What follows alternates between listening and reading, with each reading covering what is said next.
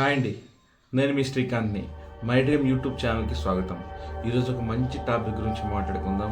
అదే kids money management skills అన్నమాట. మన లైఫ్లో ఫైనాన్షియల్ డిసిప్లిన్ లేక అప్ అండ్ డౌన్స్ చూస్తూ ఉంటాం. కొంతమంది ఏ ప్రాబ్లం లేకుండా హ్యాపీగా లైఫ్ లీడ్ చేస్తూ ఉంటారు. ఎందుకో తెలుసా? వాళ్ళకి కొంతమందికి ఫైనాన్షియల్ డిసిప్లిన్ గురించి తెలుసు, మనకు తెలియదు. సో మనకు జరిగిన పొరపాట్లే మన ఫ్యూచర్లో మన పిల్లలకు జరగకుండా ఉండాలంటే మనం ఇప్పటి నుంచే మన ఇంట్లో మన పిల్లలకి ఫైనాన్షియల్ డిసిప్లిన్ గురించి, ఫైనాన్షియల్ మేనేజ్మెంట్ గురించి తెలియజేయాలి. అది ఎలాగో మీకు ఈరోజు ఈ వీడియోలో క్లియర్గా ఎక్స్ప్లెయిన్ చేస్తాను. స్కిప్ చేయకుండా చూడండి. నా ఛానల్ని సబ్స్క్రైబ్ చేసుకోలేకపోతే సబ్స్క్రైబ్ చేసుకోండి, లైక్ చేయండి, షేర్ చేయండి. టాపిక్లోకి వెళ్దాం లేట్ చేయకుండా. కిడ్స్ మనీ మేనేజ్మెంట్ స్కిల్స్ అంటా ఉన్నాడు, ఏంటబ్బా అని. ఏం లేదండి, సింపుల్. ఇప్పుడు మన పిల్లలకి అడిగినవన్నీ ఇస్తూ ఉంటాం. ఏం కావాలో అది వాళ్ళు అడిగి మారం చేసే లోపల అడిగినవన్నీ కొనిస్తూ ఉంటాం. మనం ఎక్కడి నుంచి తెస్తున్నాము ఏమి చెప్పం వాళ్ళకి. ఒకవేళ అడిగినా నీకెందుకు రా అంటాం. వాళ్ళు అడిగినవన్నీ ఇస్తూ ఉంటాం. అది పొరపాటు. డబ్బు విలువ వాళ్ళకి తెలియజేయాలి.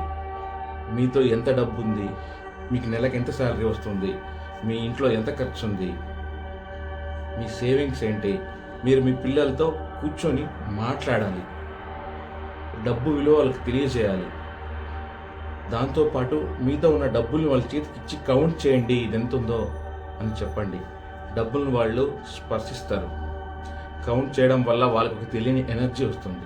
దాంతోపాటు మీ పిల్లల్ని మీతో పాటు వెజిటేబుల్ మార్కెట్కి తీసుకెళ్ళండి. అక్కడ వెజిటేబుల్స్ మార్కెట్లో ఎలాంటి వెజిటేబుల్స్ అమ్ముతూ ఉంటారు, మంచి వెజిటేబుల్స్కి ఎలా రేట్ ఉంటుంది, మామూలు వెజిటేబుల్స్కి ఎలా రేట్ ఉంటుంది, వాళ్ళు ఎలా బార్గెయిన్ చేస్తారు, డబ్బుల కోసం వాళ్ళు ఎలాంటి టెక్నిక్స్ వాడతారు, ఇవన్నీ అబ్జర్వ్ చేస్తారనమాట. బిజినెస్ చేసేవాళ్ళు ఎలాంటి స్కిల్స్ డబ్బుల కోసం చేస్తారు, ఈ చిన్నవి మనం అనుకుంటాం, కానీ ఆ చిన్నవి అబ్జర్వ్ చేస్తేనే ఫ్యూచర్లో అవి చాలా ఉపయోగపడతాయి అనమాట. అక్కడ మీరు బార్గెయిన్ చేయండి. వెజిటేబుల్స్ కొనేటప్పుడు ఆ బార్గెయిన్ స్కిల్స్ కూడా వాళ్ళకి తెలియాలి.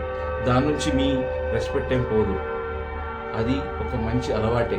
దాని నుంచి వాళ్ళు చాలా నాలెడ్జ్ గెయిన్ చేస్తారు. దాంతోపాటు గ్రాసరీ షాప్ తీసుకెళ్ళండి. గ్రాసరీ షాప్ అంటే సూపర్ మార్కెట్ తీసుకుపోయి ఊరికే అక్కడ ఉన్న గ్రాసరీని తీసుకొని అక్కడ బాక్స్లోకి వేసుకొని బిల్ వేయడం కాదు. బయట షాప్స్ తీసుకెళ్ళండి. అర్ధ కేజీ, పావు కేజీ, కిలో, 500 కేజీస్, క్వింటాల్ అంటే ఏంటి, ఇవన్నీ వాళ్ళకి చూపియండి. ఇలాంటివి మనం చూపించడం వల్ల వాళ్ళకు తెలుస్తుంది, ఓహో ఇలా డబ్బు సంపాదించడానికి ఇంత కష్టపడాలా, ఇలా కూర్చోవాలా, ఇలా పని చేయాలా అనేది తెలుస్తుంది. దాంతోపాటు సేవింగ్ స్కిల్స్ నేర్పేయండి. ఫర్ ఎగ్జాంపుల్, మీ పిల్లలకి ఎవరైనా 500, 1000 బంధువులు లేకుంటే వాళ్ళు ఇచ్చింటారు కదా, ఆ అమౌంట్ని వాళ్ళ దగ్గర ఒక 1000, 2000 ఉంటే అది మీరు తీసుకోండి. నా దగ్గర పెట్టు, నువ్వు ఒక 1000 పెట్టు, 1000కి నేను మంత్లీ ఒక 20 రూపీస్, 30 రూపీస్ ఇంట్రెస్ట్ వేసిస్తానని చెప్పండి. 1 మంత్ తర్వాత ఆ 1000కి 30 రూపీస్ యాడ్ చేసి ఇవ్వండి వాళ్ళకి. సో నీ 1000కి 30 రూపీస్ ఇన్కమ్ వచ్చింది అని మీరే ఇంట్రెస్ట్ యాడ్ చేసేయండి. ఓహో ఇలా సేవింగ్ చేస్తే ఇలా ఇంట్రెస్ట్ వస్తుందా అనే ఉద్దేశం వాళ్ళలో కలుగుతుంది. సో సేవింగ్ చేయడానికి వాళ్ళకు కూడా ఇంట్రెస్ట్ ఉంటుంది అన్నమాట. దాంతోపాటు అన్నెసెసరీగా వేస్ట్గా ఖర్చులు ఎలా చేయకూడదో అలాంటివి ఎక్స్ప్లెయిన్ చేయండి.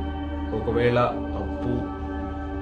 ఎవరైనా అప్పు చేసినవి ఎక్కడైనా మూవీస్లో కానీ ఎక్కడైనా మీ పరిస్థితుల్లో చూసుంటే వాటిని ఎక్స్ప్లెయిన్ చేయండి. డబ్బులు వృధాగా ఖర్చు చేస్తే అప్పుల పాలు ఎలా అవుతారు, ఫైనాన్షియల్గా ప్రాబ్లమ్స్ ఏం ఫేస్ అనేది ఎక్స్ప్లెయిన్ చేయండి. ఇవన్నీ చేయడం వల్ల మీ పిల్లలకి ఒక మెచ్యూరిటీ పెరుగుతుంది, మీ మీద వాళ్ళకి గౌరవం పెరుగుతుంది. అది కాకుండా ఇంట్లోనే కూర్చోబెట్టి స్కూల్కి వెళ్ళు, హోంవర్క్ రాసుకో, తిను అని ఇలాంటి మాటలు చెప్పొద్దండి. ఎందుకంటే స్కూల్లో ఇలాంటివన్నీ నేర్పియరు.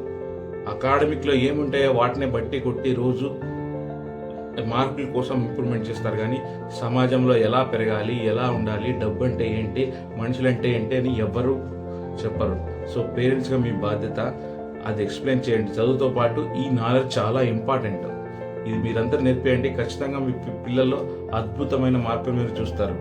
నేను చెప్పింది మీరు పాటించి చూడండి. కరెక్ట్ అనిపిస్తే నాకు కామెంట్ రూపంలో తెలియచేయండి. లైక్ చేయండి, షేర్ చేయండి. Thank you so much. Donne-moi ton cœur, nanana.